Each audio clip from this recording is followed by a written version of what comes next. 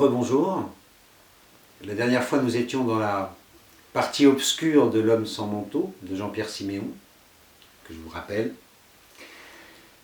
Et maintenant, nous allons évoquer Le Clair, qui est la deuxième partie de ce grand poème. Et donc, je ne sais pas si vous vous rappelez, mais ça finissait par cette phrase assez magnifique. Je sais aussi qu'on ne guérit pas du malheur des choses. Et c'était la fin de cette première partie. Un homme sans manteau, deuxième partie, Le Clair.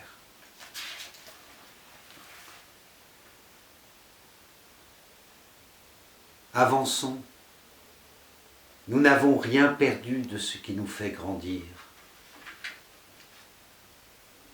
Avançons. Nous n'avons rien perdu de ce qui nous fait grandir.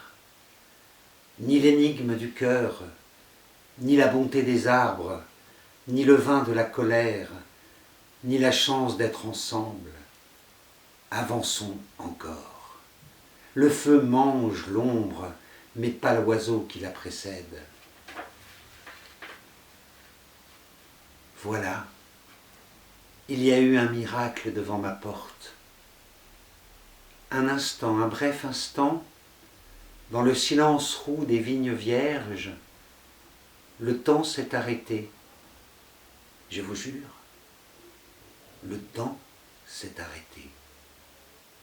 Un instant, un bref instant, j'étais plus jeune que moi-même.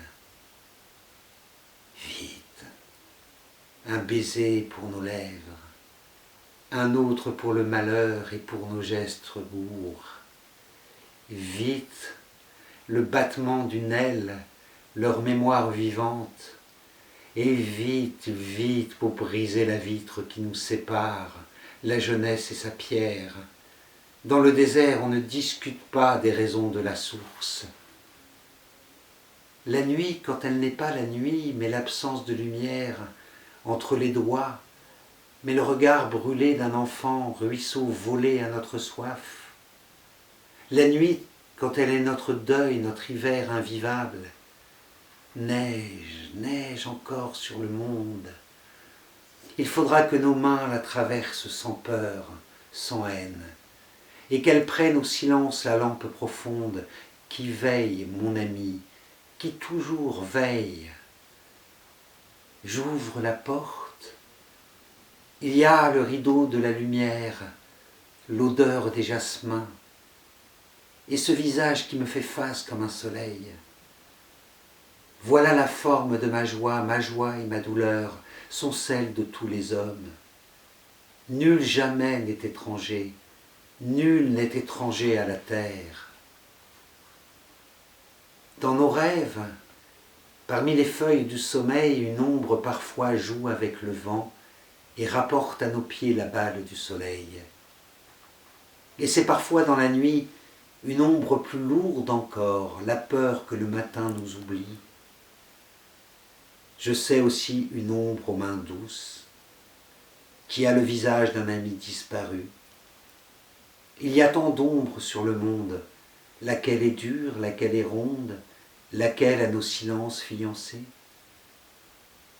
Quand je serai très vieux, dans le très vieux matin d'une très vieille ville, j'irai comme un ivrogne me tenant au mur défait de la mémoire, et cette ivresse en moi sera comme une enfance, cette envie de crier pour rien dans le ciel clair, et cette faim gourmande de tout ce qui commence, de tout ce qui s'éveille pour préserver le ciel.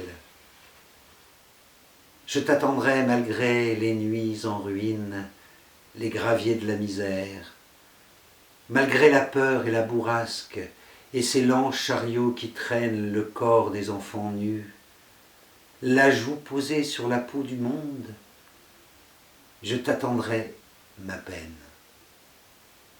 Je t'attendrai qu'il n'y ait plus de mots pour te nommer, et qu'en silence enfin se fasse la joie qui t'oubliera. Qu'est-ce que c'est que cette soudaine lumière qui se fait dans la doubleur des ombres et qui donnerait le vertige aux oiseaux. Cette lumière qui tient dans une main d'homme et qu'on versera comme une eau de baptême au front des suppliciés. Si peu, un rien, une blancheur des oliviers dans l'arrière-pays de la mort. Être debout le soir devant la porte, quand le bruit de la ville tombe avec le vent. Écoutez, tout ce qui commence et meurt si loin, si proche aux mailles du silence. S'ouvrir tout entier à la chaleur des hommes qui nous revient fidèle comme un rucher d'abeilles usé par les heures.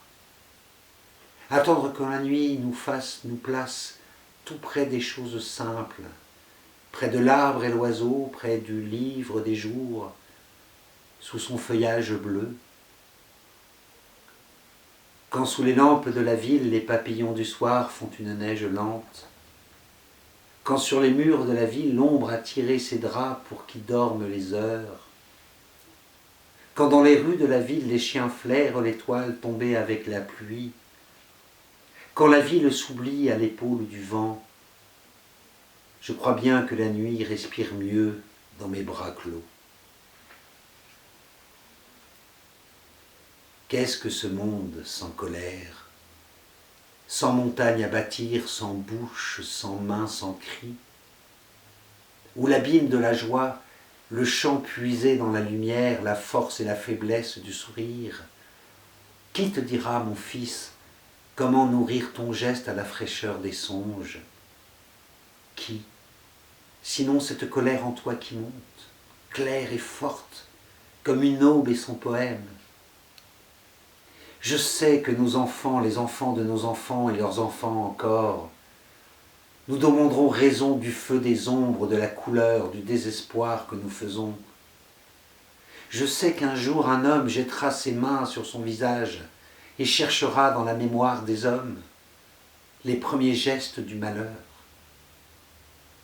Je sais qu'une petite fille neuve et nue, comme l'herbe d'avril, se lèvera dans l'air noir et redira pour lui le long poème du monde dont nous sommes chacun la douceur et la rime.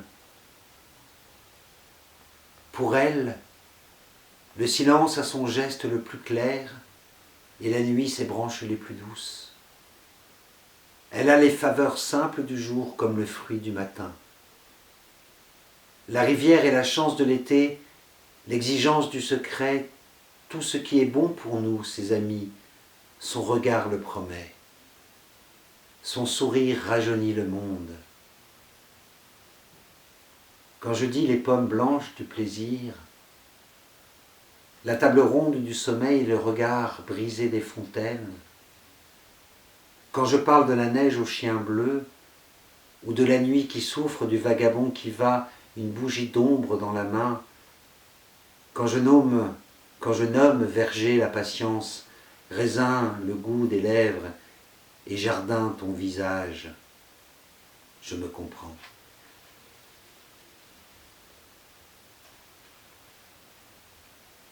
Voilà. C'était la fin d'Un homme sans manteau de Jean-Pierre Siméon. Et j'espère que ça vous a plu. Excusez-moi, ce n'était pas toujours parfaitement lu, mais c'était le but de la lecture en direct. Et je pense que nous ferons un autre petit voyage la semaine prochaine autour de peut-être Jean-Pierre Siméon ou d'un autre auteur. Vous souhaitant un bon confinement et vive la poésie, les auteurs contemporains. À très vite.